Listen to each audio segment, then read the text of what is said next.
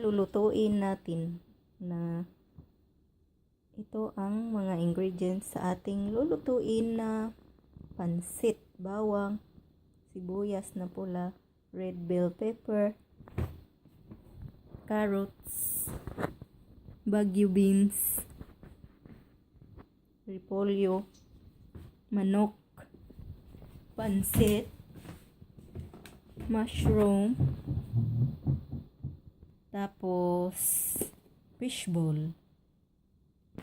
Maglagay ng mantika sa kawali.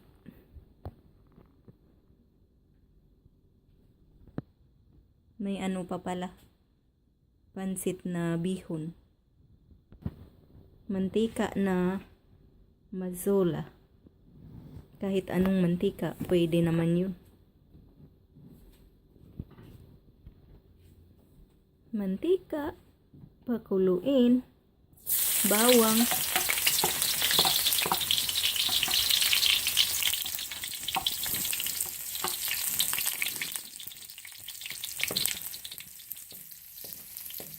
tapos may soy sauce pa pala.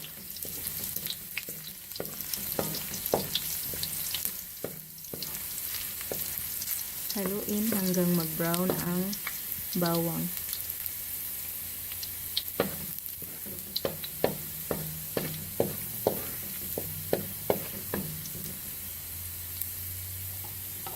Sibuyas na pula.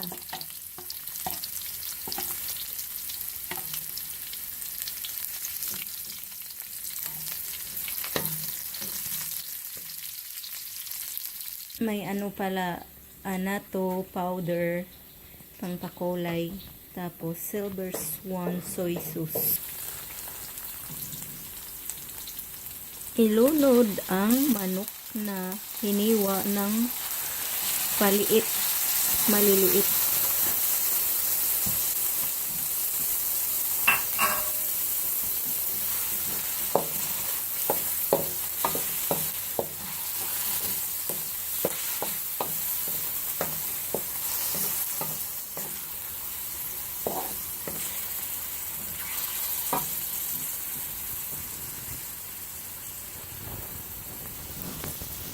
Tapos, lagyan ng toyo na Silver Swan. Ang kawali. Ayan na.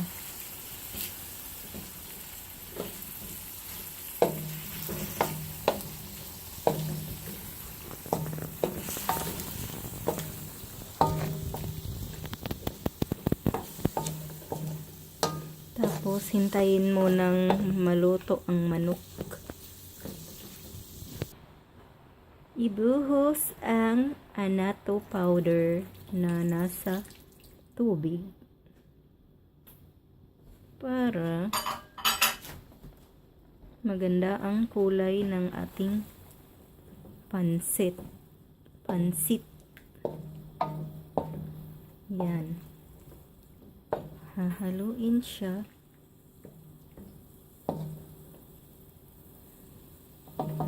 I-check na naman natin ulit mamaya. Okay. Ilunod ang fishball. Sige. Matigas daw, sabi ng ating dakilang katulong. Ayan, ang ganda ng kulay.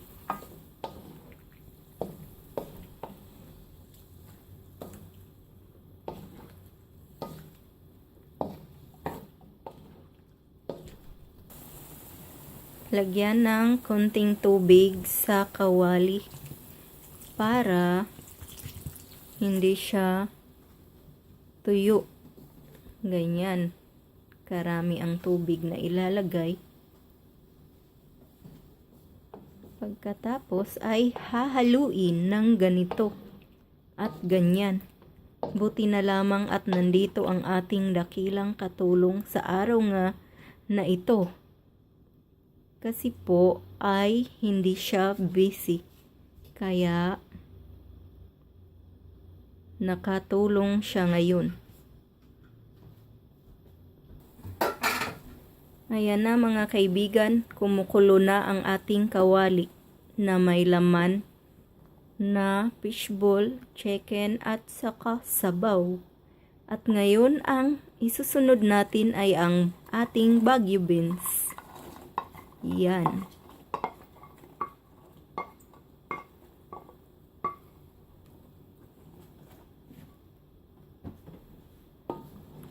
Haluin. Haluing maigi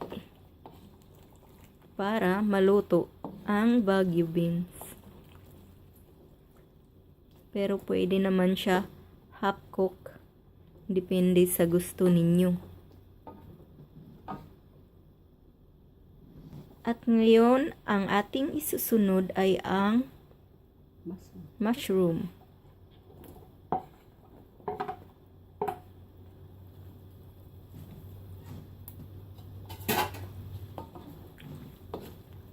Haluin lang. Hahaluin lang ng ganyan para maluto.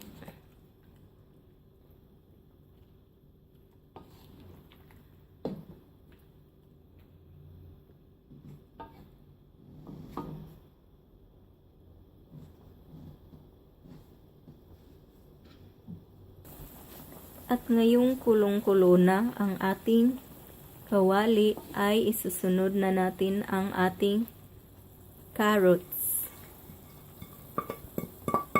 Pampalinaw ng ating mga mata. Kaya mas mabuti na kumain kayo ng maraming carrots at mga gulay-gulay kasi nakakaganda sa inyong katawan. Healthy yun. Pagkatapos ay ang red bell pepper.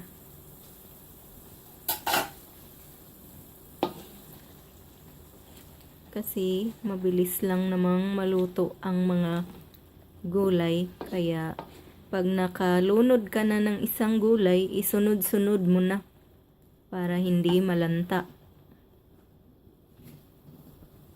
At ngayon ay isusunod na ang ating repolyo.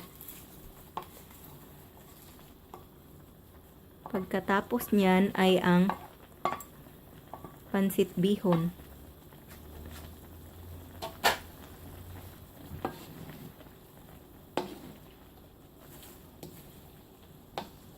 Haluing maigi para maluto.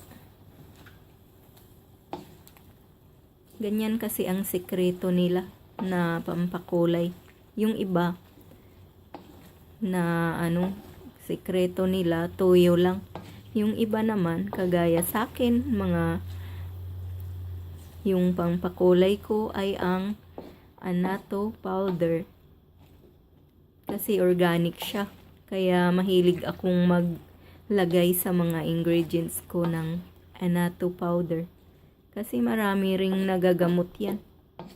Maganda yan sa ating kalusugan. Mga kaibigan, isusunod na natin ang pansit bihon. Ayan. Maganda itong lutuin pag may nag-birthday o kaya sa kasalan or baby shower. Yan. Kasi biling-bili ito sa mga party, sa mga handaan. Pero yung mga iba, yung sa mga bukid nakatira, ayaw nila ng pansit kasi parang nagsasawa na sila sa ganito. Kasi palagi daw ganyan ang ulam nila. Kaya gusto naman nila karni. Karning baboy, karning manok, karning baka. Yan.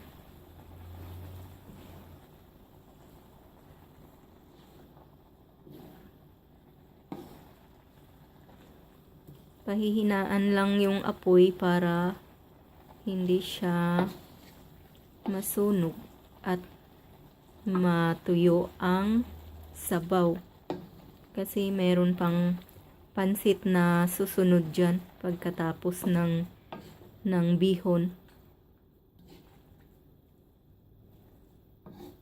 Kaya sa mga hindi pa marunong magluto ng pansit, sana magustuhan nyo ito. Gagayahin nyo ang aking recipe. Pero kung ayaw po ninyo, marami naman pong ibang makikita sa YouTube channel.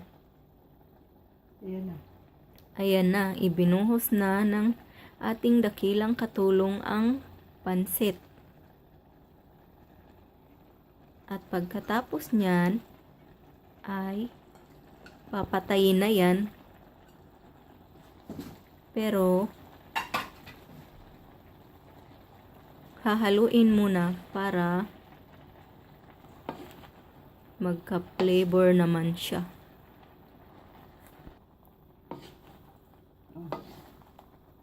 Ayan na mga kaibigan ang itsura ng ating pansit. Pero hindi pa masyadong na-mix. Mamaya na muna uli kasi malapit nang maubos ang aking video. Kaya mamaya muna. Ganito na ang itsura ng ating pansit. Huwag kang maingay dyan. O, ayan na.